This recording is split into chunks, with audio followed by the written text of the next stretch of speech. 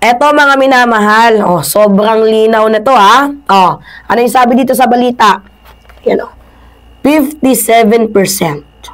Sobra sa kalahati.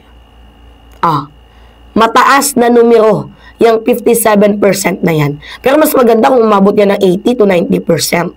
Pero anyway, good numbers din naman to. Kasi lumagpas siya sa kalahati. Sabi dito, 57% Pinoy pabor sa Philippine return sa ICC. Clear call for justice. Kayo mga minamahal, kung tatanungin ko kayo, bilang isang mamamayang Pilipino dahil nga sa nakita nating pandarahas, di ba? Sa dahas na ginawa ni former President Duterte nang hindi man lang tayo nakakuha ng agaran na hustisya, siguro it serves a lesson na kasi yung mga leader na baka pagdating ng panahon mas malala pa dyan yung gagawin. Diba? Mas malala pa dyan.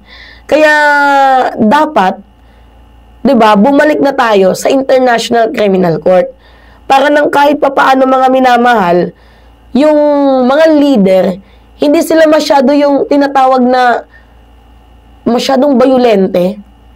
Diba? Kahit papaano natatakot din sila. Although, sila yung pinakamakapangyarihan, pero hindi ibig sabihin, may kakayanan silang pumatay ng mga taong, sinasabi ko sa inyong inosente. Diba? Kahit wala namang sapat na ebidensya, papatayin ninyo. Diba? Kaya nga, mas nakakatakot, kunyari, for example, si Sara Duterte bumalik bilang presidente ng bansang Pilipinas. Ano yung gagawin yan? Paras lang din yan sa ama niya, maghihigante. Hindi tayo natatakot pero nakaka-alarma para sa future generation na isa na namang patayan, karumal-dumal na pamamahala ng gobyerno ang mararanasan ng mamamayang Pilipino. Diba? So, basahin natin. The will of the Filipino people is clear. Majority of the Filipinos support the country return to the ICC. This is not just a number. It is a clear call for justice. Saad ni Akbayan President Rafaela David. Totoo. Kasi walang hustisyang nakamit ang almost 30,000 to be exact mga minamahal. More or less. Na mamamayang Pilipino during the prime era of former President Duterte. Tingnan ninyo ngayon. Tingnan ninyo ngayon yung panahon ni PBBM. Kaya naman palang makipaglaban sa droga nang hindi madugo, di ba? To the point na merong nahuling mga floating shabu, tapos at iniiwasan na mabalik sa black market. Kasi parang recycle din yung nangyari sa panahon niyan ni former President Duterte. May nahuling droga pero yung pinapasilip sa TV, 20% lang yung sinusunog. And the rest, binabalik sa market. Diba? So, ngayon ang ating presidente, transparent dito sa pagsunog ng droga, sa pagpapakita mismo ng mga ebidensya. Diba? Buti na lang, naikumpara natin yung panahon ni PBBM at ni former President Duterte. Sa panahon ni PBBM, yung war on drugs niya, walang masyadong patayan. More on droga talaga at mga roots yung hinuhuli. Gets ninyo? Kasi mga minamahal, nung panahon ni Digong, kaya madaming patayan, mga mga sanga. Diba? Yung mga front lang. Pero yung mga malalaking tao, wala. Diba? Gets ninyo? Kaya yung droga, pabalik-balik sa market. Dahil nandyan pa din yung ugat Sanga lang yung pinuputol nila, chinichibog. Mga slippery. May hirap, di ba? Mga blue collar ba? Di ba? Yung mga tricycle driver, construction worker, di ba? Mga may hirap, mostly. Meron mga alkalde na nadadali, pero gawa nga din yun ng utos din. Diba? Napagtripan din ng gobyerno kasi depende sa ulo. At depende sa mga pinaglalaban mo. Kapag hindi ka gusto ng nakaupo, chibog ka. Kawawa ka. Diba? Nagigets niyo mga minamahal? Kaya nga yung pagbabalik natin, kung sakali mang makabalik tayo, wishing, diba? Na makabalik tayo sa International Criminal Court, magpapagaan po yan sa loob ng mamamayang Pilipino na para mapawi ang takot sa mga susunod na presidente ng bansang Pilipinas.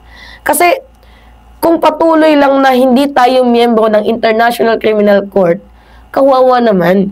Yung mga kapwa natin Pilipino na kunyari, mayroon na namang war on drugs, maulit muli yung grabing patayan, diba? Paulit-ulit na patayan, nagtatagaktak na dugo sa kalye, tapos ng mga hindi natin malaman na dahilan na sinasabi nila na nanlaban daw kahit hindi naman. So nakakatakot mangyari yung mga ganong senaryo, diba?